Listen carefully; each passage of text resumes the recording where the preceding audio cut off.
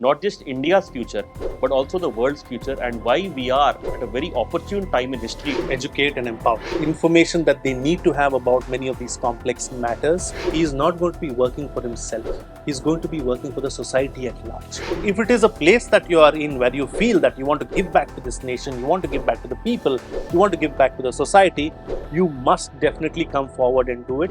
The right hand doesn't know what the left hand is doing. So the silos is something that we need to break.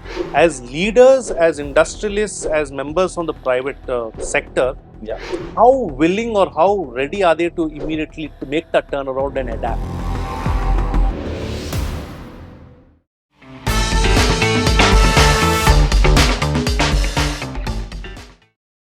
Namaste. Today I'm in conversation with a very well known public face, Frank Rausan Pereira. He's the founder of Bharata First, but you would have seen him previously on DD and also on the Rajya Sabha TV, through which I have also learned a lot in his shows where he has gotten many different public policy experts. So today I thought I'll pick his brains on where does he see public policy education, public policy professionals, and how public policy has a tremendous role to play in shaping not just India's future, but also the world's future, and why we are at a very opportune time in history to do so. So, I'll be tapping into a lot of Frank's past experience, his vision at Bharata First, and how together we can make this mission possible. Namaste. Welcome to Rishihood. Amazing session with our undergrad learners here on leadership. So, I want to understand from you a bit about Bharata First. You're a very popular face in media, but then since then, you have chosen to set up something like Bharata First with a very particular intention, which I found it very, very interesting. So, I'd want to hear it from you about what do you intend to do at Bharata First. So the tagline is inform, educate, and empower. Before I get to that, thank you so much for having me here. It's a real pleasure to be here at the Rishihood University campus. Lovely campus, I must say, and lovely work that all of you have been doing here. Really, really impressed and proud of everything that has been happening. So yeah, back to Bharata First and inform, empower, and educate and empower. So like the tagline goes, try to inform the youth because India as a nation has come forward so much ever since independence, and so many things have changed. The narratives have changed. If you look at our history books, also, they are inclined towards the left. They have been designed in a particular way because those were the times when, that was the center or that was the power, those were the powers that may be at that point in time.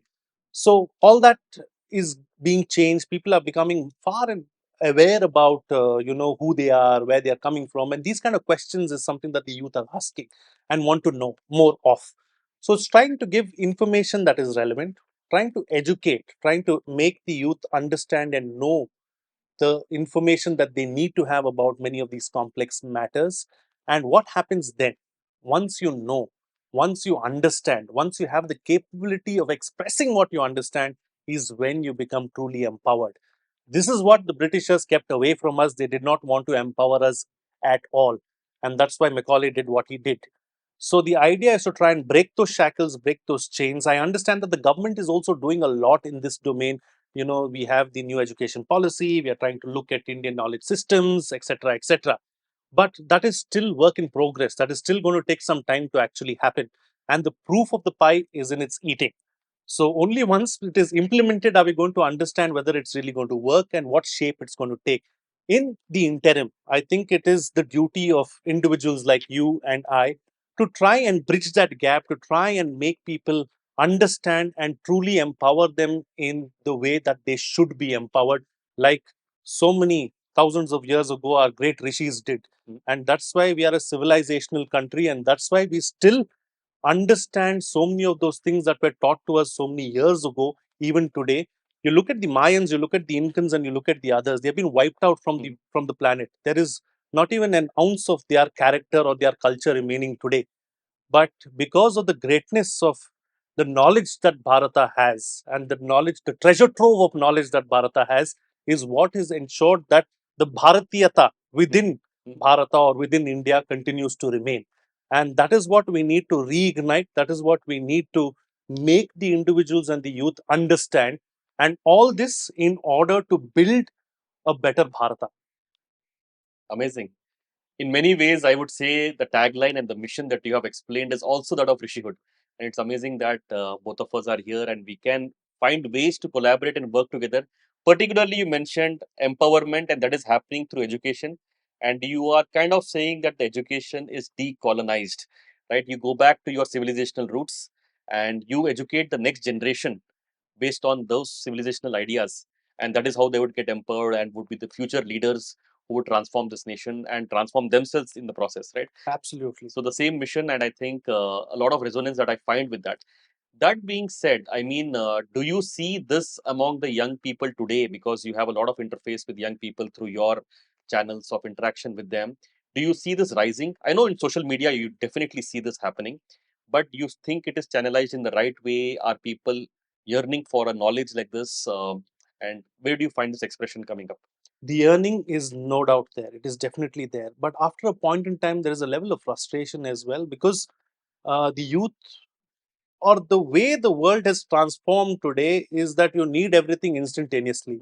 So they try to look for this information and try to get it in that instant, because in the generation where you get 5G speed on internet, you have 2-minute noodles, you have etc etc. Where you don't have power cuts in the societies that you live in, Yeah. everybody wants things to happen instantaneously.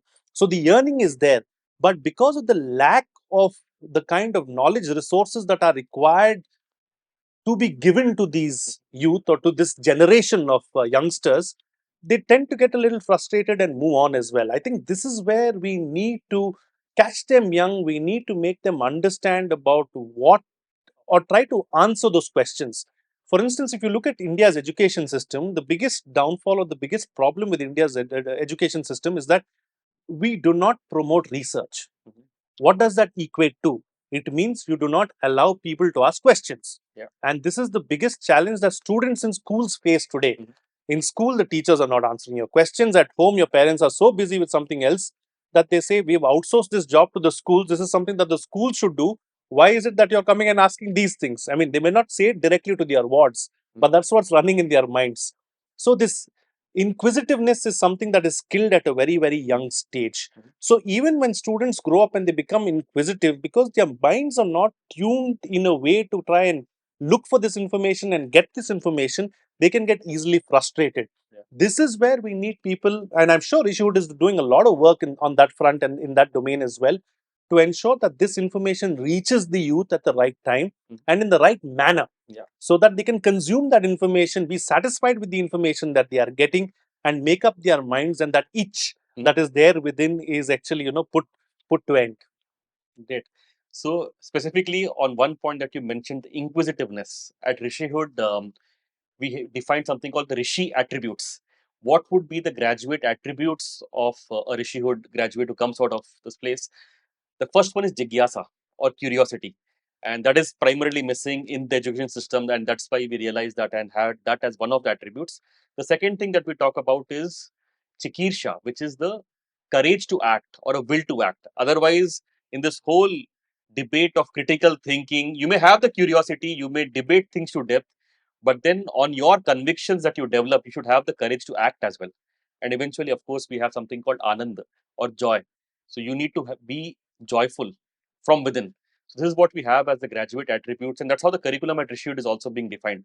The second thing that you mentioned is we are chasing instant gratification or quick results. That is how the society currently is, possibly because perhaps for the first time a generation is getting rich and they would want access to all this.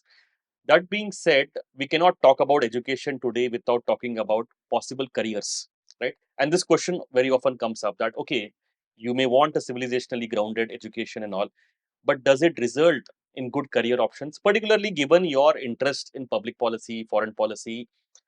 Do you think there is a need today for civilizationally grounded public leaders? When I say public leaders, I mean thought leaders, policy leaders, political leaders, social leaders.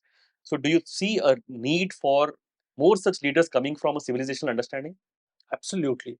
And it is very, very important to have these leaders, because when you have a leader from a civilizational learning, he is not going to be working for himself. He's going to be working for the society at large. Yeah. How does a nation go forward? If an individual succeeds, you'll make an Ambani, Mhm. you'll make an Adani. Mhm. and it stops there.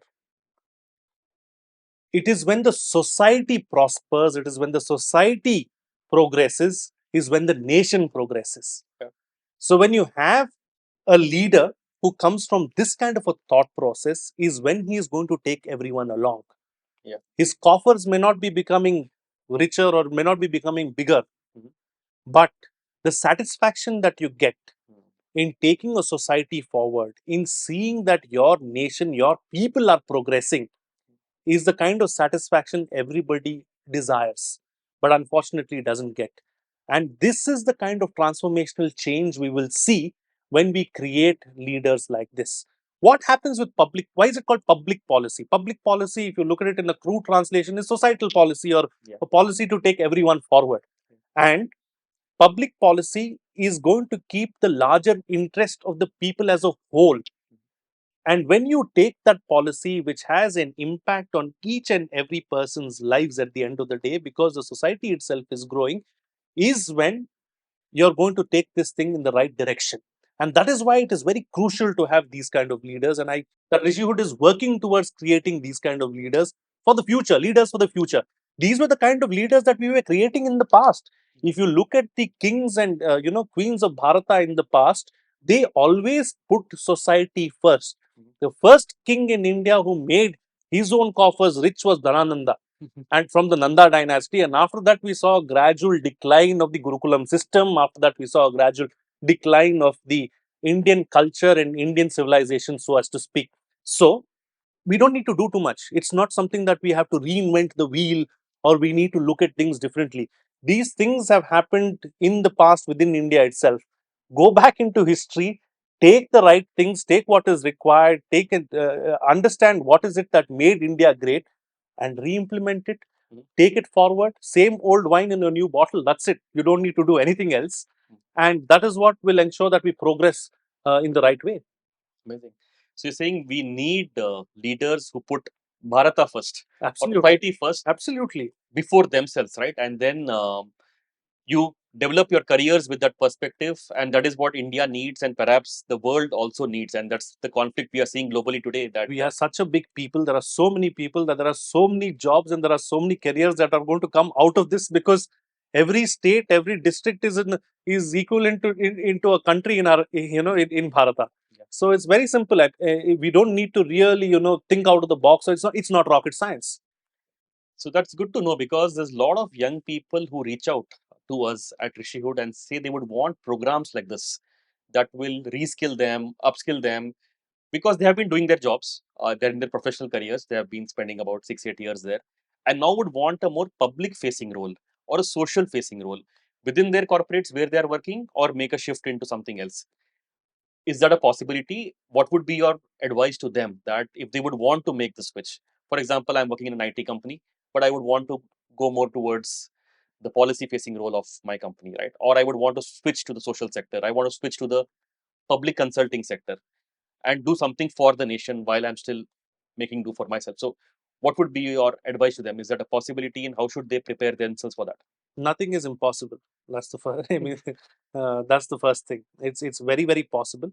I think it really depends on the kind of mind space that the individual is in. Mhm. If there is a lot of financial baggage that the person is carrying with him or her, and he believes that there is some kind of stability that the IT job is giving that person, then it is always, it's common sense that that person should stay put there, because he needs to cater to his family and those needs first. Mhm. Because if you're not going to be peaceful in your personal life, there is nothing that you can do for the society. Yeah. So you need to be at peace first. But if it is a place that you are in where you feel that you want to give back to this nation, you want to give back to the people, you want to give back to the society, you must definitely come forward and do it. And it's not at all difficult. It's very easy to make that switch, because the more you give, the more you get, Mhm. in whatever sense that you look at it. So you do this thing that you're interested in, make a switch to the public pol. And if you look at several of these IT companies or many of these MNCs and so on and so forth, they also have policy wings, they have CSR activities that are taking place, they have a lot of social work that they do. So it's not very difficult to make that switch as well within the organization. Yes. So these kind of avenues can always be explored. Yeah. And if you have a course that is helping you along the way and helping you to get kick started, why not? Because At the end of the day, you're going to have that slight advantage over somebody else. You're going to be in a place where you've understood what is required, and how to go about doing it. So you're not handicapped, so as to speak, when you're looking to chase your passion, but you have the right tools that enable you in this process of going there. Yeah, amazing. So you're saying that given that the whole corporate sector is expanding, given the whole India, rising India story that we speak about, a lot of these firms are becoming bigger. And naturally, when they become bigger, their interface with government increases. That is causing policy cells within them, regulatory cells within them to increase because you need to staff them. But there is no proper education for them to get into that, particularly at the executive level. And programs like this can enable them. And what better than having people with the right mindset being in these positions, because these positions are positions of influence, right? You can influence the entire organization and perhaps the economy that gets generated out of that, the jobs that get created. And many of these times, for example, I was recently discussing with one of the firms that is negotiating with the government on the online pharmacy thing, right? So the policies that would get framed with the new type of companies and the startup ideas that are coming in would have generations of impact. I think the public policy impact is not just for the a billion plus people today, but for many generations to come, Many right? generations to come, and you can always take it forward. And just to give you an example, talking about firms, there is a car manufacturer, the people at the high level that I'm very close to. There's so much of public policy involved. You're looking at biofuel, you're looking at mixed fuel, you're looking at so many other fuel options. You're talking about electric vehicles. You're constantly thinking to innovate. You're constantly thinking about how to make a difference, how to change. All these discussions are not only happening at the level of the government or happening at the level of the firm itself, but they're happening together, because at some space, at some level, these two entities need to match and need to take things forward in the right way. Otherwise, nothing is going to progress. Yeah. So, this is where public policy experts are going to be needed, who can advise both on the government side and on the side of the MNCs as well. And there is huge scope for these individuals, because these individuals can inform or can advise the organization as well in a way that nobody else can. And these individuals are taken very seriously because they bring with them a level of expertise that nobody else has. And on the government side as well, it becomes easier when you have both these entities speaking the same kind of language. Say, for instance, somebody is speaking ABC and the other is speaking XYZ, nowhere you're going to meet. But if both are speaking ABC, at the end of the day, you're going to understand there's going to be better cohesion. Yeah. And public policy experts can bring about that kind of cohesion that is required. And we are seeing a lot of that, both in the private sector and in the government space at the moment. And that is good. Yeah, amazing.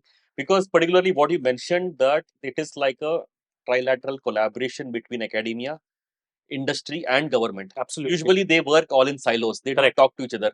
So the kind of talent the industry needs with public policy trained professionals, that is possibly what academia can provide. And there should be an interaction. We should understand where the government policies are getting framed, influence them. So all three have to work in collaboration, which I think it is still evolving in the country. That is one, right? That has been the biggest challenge and the biggest drawback ever since time immemorial in India. There's always been a difference within. The right hand doesn't know what the left hand is doing. And like you mentioned, we've always been working in silos, even within the ministries. If you look at it, there has been no coordination, no kind of cohesion between ministries, so to speak. At least now, what has changed over the last 10 years is we've seen a lot of interministerial mingling of officials, of individuals who exchange. And we've seen at several of the events or several programs implemented by the central government, there are 4 or 5 ministries involved in the implementation process and actually going through the process itself. So we've seen a lot more cohesion of late.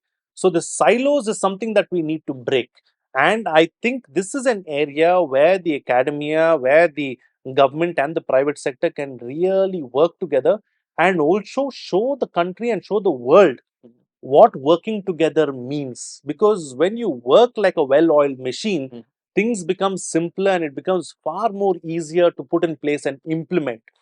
Also, what happens is, in a fast paced world, a lot of things are changing. Like we were talking initially as well about how you need anything instant gratification instantaneously. So there's quick churning as well. and there are new policies, there are new ideas, there are new dynamics to deal with. And that is why it is important for everyone to work as a unit, because you can be abreast with the times and do what is really required. Otherwise, the academia, for instance, are still teaching textbooks or teaching material from, I'm not talking about technology or public policy, but generally as a whole, education. You're still looking at textbooks of the 1970s, where we are in 2023 and we have a vision for 2030. It's a 50 year lag, Yeah. and there is no matching concepts at all. So it's important to work as a well-oiled unit, so that you know that each one of these institutes progress in the right way, progress keeping in mind the needs of the hour. And this kind of progression, if you do, you're also going to be thinking into the future. And like we were discussing a short while earlier, that the kind of change that you can bring about is not just for that particular moment, but generational change, because you're moving like a well-oiled machine, like a clock that never stops. Nice. So you're saying that it's not just that we do well for ourselves as academia or industry or government. It also together, if we work together, it also puts India first. I mean, we project a singular view to the world that we are collaborating and working together, and gives us a lot more muscle when we negotiate internationally. That's one other thing I see, is that a lot of policy changes are happening rapidly as we speak, right? Forget the past where we had a policy paralysis, things would not move in coalition governments, to now where things are moving fast. I think one thing that entrepreneurs miss very often is there are new opportunities emerging every day. One document gets signed with a foreign collaboration somewhere in the G20 meet.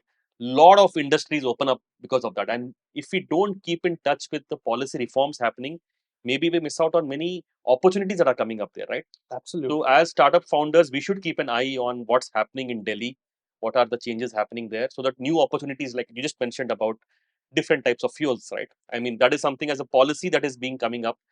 There's a huge industry that opens up because of that. Do you see that happening? And how should people, professionals, or startup founders keep an eye on the policy changes happening in Delhi? Very often they don't, right? They just focus on the product which they're developing, not focusing as much on foreign policy or on public policy. The biggest problem is we have not turned to be we were not taught to be nimble footed. Mhm. So, once you get your legs stuck into something, you sink further into that like quicksand and just stay put. Mhm. You don't think on your feet and adapt immediately and try to bring about that change. It's a very slow and cumbersome process Mhm. for industry, and the way we are designed. So the moment you bring in public policy expert, what happens is they are abreast with what is happening at that point in time. They can advise you, they can speak to you about what needs to be done. But there lies another challenge. As leaders, as industrialists, as members from the private sector, how willing or how ready are they to immediately to make that turnaround and adapt? So we need an ecosystem as well. So we need to create the kind of ecosystem that is required. For instance, there is a latest earphones, or whatever it is that comes out into the market. The Chinese have flooded the market with duplicates or whatever else before this original product has even hit the market. Yeah. And so much so that it's not just electronic goods, even your flooring, your furniture, your whatever interiors, whatever it is, before the actual brand has come out with the product, the Chinese have already delivered Mhm. a duplicate of the same thing. So that is where we are really, really lacking behind. That idea to make that quick change, because we are averse to taking risk. Mhm. As a society, we have not been taught how to be risk takers. Mhm. And that is the kind of change that we need to bring about. That is what I'm talking about, the ecosystem kind of a change that needs to come. So the sooner we see that, the better it is. Thank you. I think you said something very significant. Usually, firms think of having a public policy division purely for regulatory purposes, compliance, right? And compliance, Correct. how cumbersome Absolutely. it is. But Absolutely. you're saying something more strategic. You're saying a public policy person in your firm will help you keep updated with the changes happening not just in your country but globally. It will potentially give you ideas of where you could expand your products and services and go into new geographies, do many more things. So, how do you leverage public policy for your private firm's interest as well? So, it's a strategic role, it's not just a regulatory role in that sense, right? Absolutely. So, Absolutely. and we would need much more of that given the rapid changes happening as we speak. And I'm sure in the next few years and the decades to come, as the Amrit Kal is there. I'm sure a lot of changes, and India would want to take that pole position globally. And it will not happen without the public policy professionals coming up and taking this responsibility. We look at public policy from a very myopic view as well, like you mentioned as well. It's about compliance and nothing else. You just want to ensure that koi chapa na pad jaye, ya you don't get some kind of a pink slip or a green slip from the government. That is the biggest fear. They're not looking at different avenues, different sectors to think about. So if we can bring about that kind of change, uh, this will happen through public policy experts. Right now, within the country itself, it's become such a big challenge for public policy experts to express themselves.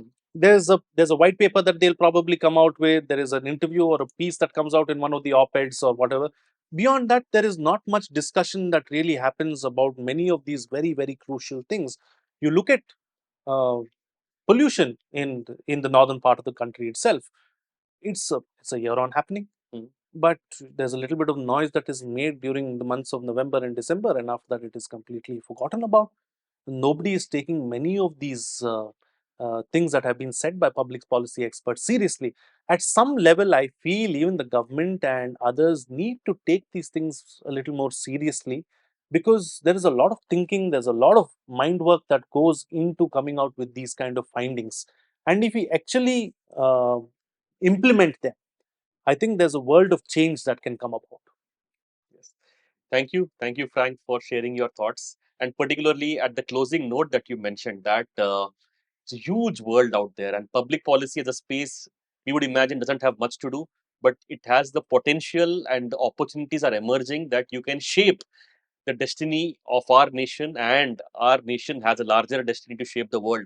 So, playing that very significant role at this very important time in our nation's history is something that public policy offers you. That's a very, very promising and an energizing note. So, thank you for sharing your thoughts.